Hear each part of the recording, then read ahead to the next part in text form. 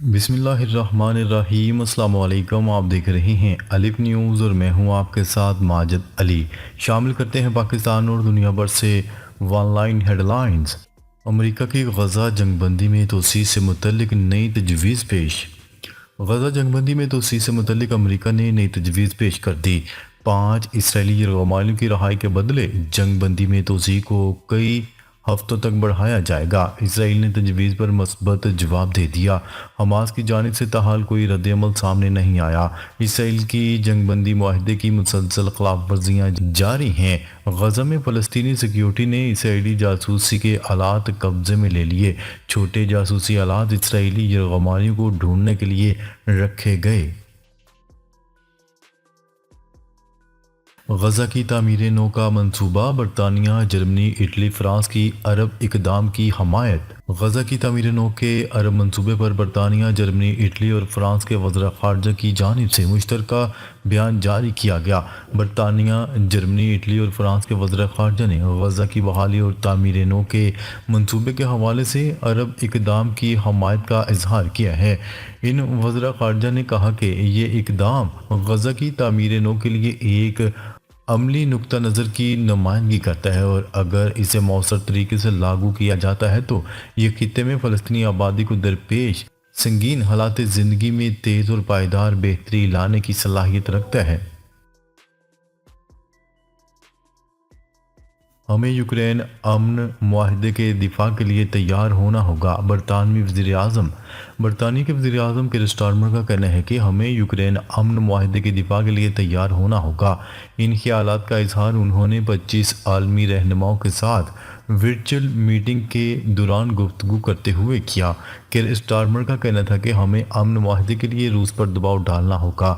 برطانوی وزیر اعظم کیر سٹارمر نے کہا، روسی صدر ولادیمیر پوٹن امن کے لیے سنجیدہ ہیں تو انہیں یوکرین پر ظالمانہ حملے روکنے ہوں گے، انہیں جنگ بندی کرنی ہوگی۔ انہوں نے مزید کہا، ہمیں پائیدار امن کی تیاری کرنی ہوگی اور اس کے لیے دباؤ بڑھانا ہوگا۔ امریکی نائب صدر نے گرین کارڈ ہولڈرز کے لیے بھی خطرے کی گھنٹی بجا دی۔ امریکی نائب صدر جے ڈی وینس کا کہنا ہے کہ گرین کارڈ ہولڈرز امریکہ میں مستقل رہائش کا حق حاصل نہیں۔ آئندہ مہینوں میں بڑی تعداد میں غیر قانونی تارکین وطن کی بے دخلی متوقع ہے۔ امریکی نائب صدر جے ڈی وینس کا امریکی ٹیلی ویژن کو انٹرویو میں کہنا تھا کہ گرین کارڈ ہولڈرز امریکی شہریوں جیسے حقوق کے مالک نہیں۔ حکومت کسی کو ملک بدر کرنے کا فیصلہ کرے تو اسے روکنے کا کوئی قانونی حق حاصل نہیں ہوگا۔ ان کا کہنا تھا کہ میرے نزدیک یہ معاملہ بنیادی آزادی اظہار کا نہیں بلکہ قومی سلامتی کا ہے۔ امریکہ میں اختلافات، افغانستان کے وزیر خارجہ سراج الدین حقانی عہدے سے مستعفی۔ افغانستان کے وزیر خارجہ سراج الدین حقانی عہدے سے مستعفی ہو گئے۔ افغان میڈیا کی رپورٹ کے مطابق سراج الدین حقانی نے افغان طالبان کے سربراہ ملا ہیبت اللہ اخوند زادہ کو استعفیٰ بھجوا دیا، جو انہوں نے منظور کر لیا۔ میڈیا رپورٹ کے مطابق کہا گیا ہے کہ طالبان قیادت کے اندرونی اختلافات استعفے کی وجہ بنے اور سراج الدین حقانی کی وزارت کی ذمہ داریوں سے طویل غیر حاضری بھی استعفے کی وجہ ہے۔ میڈیا رپورٹ کے مطابق حقانی نیٹ ورک اور طالبان کی مرکزی قیادت کے درمیان خواتین کے حقوق کے معاملے پر بھی اختلافات تھے۔ روسی صدر ولادیمیر پوٹن کے ساتھ بات ہوئی ہے، مجھے لگتا ہے وہ ہمارے ساتھ ڈیل کر لیں گے، ڈونلڈ ٹرمپ نے بڑا بیان جاری کر دیا۔ امریکی صدر ڈونلڈ ٹرمپ نے تصدیق کی ہے کہ انہوں نے اپنے روسی ہم منصب ولادیمیر پوٹن کے ساتھ بات کی ہے۔ ٹرمپ نے کہا کہ وہ محسوس کر رہے ہیں کہ روس ان کے ملک کے ساتھ ڈیل کر لے گا۔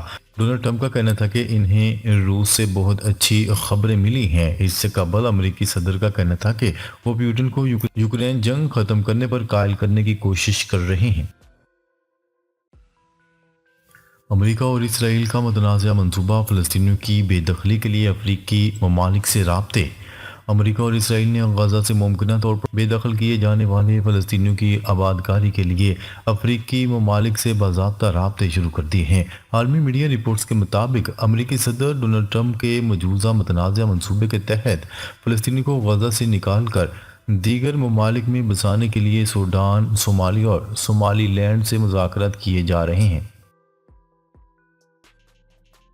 ایرانی جوہری معاملات، بیجنگ میں ایران، چین اور روس کے مذاکرات۔ بیجنگ میں چین کی میزبانی میں ایرانی جوہری معاملے پر سہ فریقی مذاکرات ہوئے، جس میں ایران، چین اور روس کے اعلیٰ سفارتکاروں نے شرکت کی۔ غیر ملکی میڈیا کی رپورٹ کے مطابق ایرانی جوہری پروگرام کے مذاکرات میں یک طرفہ امریکی پابندیوں کے خاتمے پر زور دیا گیا۔ امریکہ نے جنوبی افریقہ کے سفیر کو منافرت پھیلانے کا الزام عائد کرتے ہوئے ملک سے نکال دیا۔ امریکہ کے وزیر خارجہ مارکو روبیو نے جنوبی افریقہ کے سفیر ابراہیم رسول کو ناپسندیدہ شخصیت قرار دے دیا اور کہا کہ ابراہیم رسول امریکہ اور صدر ڈونلڈ ٹرمپ سے نفرت کرتے ہیں۔ خیال رہے کہ ڈونلڈ ٹرمپ کے حامی اور نئے وزیر خارجہ مارکو روبیو کے عہدہ سنبھالتے ہی امریکی محکمہ خارجہ میں اہلکاروں کی بڑی تعداد مستعفی ہو گئی ہے۔ ڈونلڈ ٹرمپ انتظامیہ کی پاکستان سمیت 41 ممالک پر سفری پابندیوں کی تجویز۔ نیو یارک ٹائم کی رپورٹ کے مطابق ڈونلڈ ٹرمپ انتظامیہ ایک نئی سفری پابندیوں کی فہرست پر غور کر رہی ہے۔ متوقع سفری پابندی والے 41 ممالک کو 3 گروپوں میں تقسیم کیا گیا ہے، جس میں 10 ممالک کو اورنج لسٹ میں شامل کرنے کی تجویز ہے۔ پاکستان اورنج لسٹ میں شامل ہے۔ اورنج لسٹ میں بیلاروس، ہیٹی، میانمار، روس اور ترکمانستان بھی شامل ہیں۔ اورنج لسٹ والے شہریوں پر سیاحت اور اسٹوڈنٹ ویزا کی پابندی ہوگی۔ میر وائز عمر فاروق گھر پر نظر بند، مسجد جانے پر بھی پابندی عائد۔ حریت رہنما میر وائز عمر فاروق کو ایک بار پھر گھر میں نظر بند کر دیا گیا۔ جمعے کے اجتماع سے خطاب کرنے پر بھی پابندی عائد کر دی گئی۔ غیر ملکی خبرساں ادارے کی رپورٹ کے مطابق مسجد کی انتظامی تنظیم انجمن اوقاف کا کہنا ہے کہ حریت رہنما میر وائز عمر فاروق کو سری نگر کی تاریخی جامع مسجد میں جمعہ کے اجتماع سے خطاب کرنے سے روک دیا گیا۔ برطانیہ میں رواں ماہ شدید برف باری اور بارشوں کا امکان۔ برطانوی محکمہ موسمیات نے رواں ماہ شدید برف باری کی پیشگوئی کر دی۔ متعلقہ محکمہ جات نے عوام کو خبردار کرتے ہوئے کہا ہے کہ ملک کے مختلف علاقوں میں 2 انچ فی گھنٹہ کے حساب سے برف باری ہو سکتی ہے، جس سے نہ صرف سردی کی شدت میں ریکارڈ اضافہ ہوگا بلکہ لوگوں کو سفری مشکلات بھی پیش آئیں گی۔ ان کا مزید کہنا تھا کہ رواں ماہ کے اختتام پر شدید برف باری کے ساتھ بارشوں کا بھی امکان ہے، جس سے درجہ حرارت میں بہتری کی توقع ہے۔ خلا میں پھنسے خلابازوں کو واپس لانے کے لیے ناسا کا کریو روانہ۔ گزشتہ برس جون سے خلا میں پھنسے ہوئے خلابازوں کو واپس لانے کے لیے اسپیس ایکس نے ناسا کے کریو 10 کو لانچ کر دیا۔ غیر ملکی خبرساں ادارے کی رپورٹ کے مطابق بین الاقوامی خلائی اسٹیشن ISS میں سوار 58 سالہ سنیتا ولیمز اور 62 سالہ وولمر کو واپس لانے کے لیے ناسا کے کریو 10 مشن کے تحت 4 خلابازوں کو ISS بھیج دیا گیا ہے۔ رمضان المبارک کے پہلے عشرے میں مسجد الحرام میں زائرین کی آمد کا نیا ریکارڈ بن گیا۔ حرمین شریفین کے امور کی جنرل اتھارٹی نے بتایا کہ رمضان المبارک کے ابتدائی 10 دنوں میں مسجد الحرام میں عبادت اور زیارت کے لیے آنے والوں کی تعداد 2,50,00,000 سے تجاوز کر گئی۔ اقوام متحدہ کی سلامتی کونسل کی بلوچستان میں جعفر ایکسپریس پر دہشت گردوں کے حملے اور مسافروں کو یرغمال بنانے کی شدید الفاظ میں مذمت کی گئی۔ تمام ممالک بین الاقوامی قوانین اور سلامتی کونسل کی قراردادوں کے تحت حکومت پاکستان کے ساتھ بھرپور تعاون کریں۔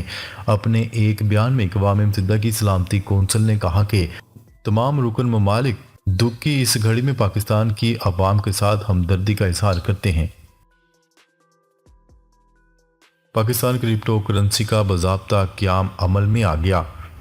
پاکستان کرپٹو کرنسی کا باضابطہ قیام عمل میں آ گیا۔ وفاقی وزیر خزانہ محمد اورنگ زیب کو پاکستان کرپٹو کونسل کا سربراہ مقرر کر دیا گیا۔ بلال بن ثاقب پاکستان کرپٹو کرنسی کے CEO ہوں گے۔ Governor state bank chairman SECP اور دیگر اعلیٰ حکام بورڈ میں شامل ہیں۔